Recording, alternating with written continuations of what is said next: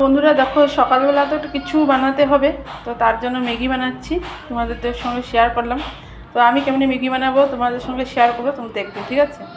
আমি কিভাবে ম্যাগিটা বানাই তোমাদের সঙ্গে শেয়ার করি। এই দেখো, এখানে ম্যাগি রেখে দিয়েছি, এখানে পেঁয়াজ কেটেছি, এখানে টমেটো কেটেছি, এখানে একটু আলু কেটেছি, আর দুটো কাঁচা মরিচ রেখেছি।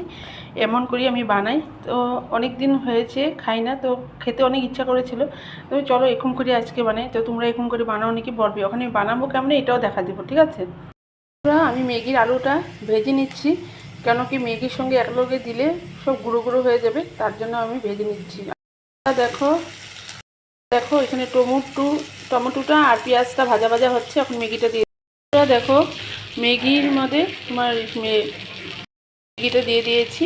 ওখানে একটু জল দেখো, আলু দিয়ে ম্যাগিটা অলমোস্ট বানানো হয়ে গিয়েছে। এখন দেখো কেমন হয়েছে তোমরা বলবে। এবার আমি সার্ভ করবো। ম্যাগিটা অলমোস্ট রেডি। চলো তোমাদের সঙ্গে শেয়ার। কে কে খাবে চলে এসো। Tata bye bye. সবাই বলবে কেমন হয়েছে। আবার দেখা হবে নেক্সট ভিডিও।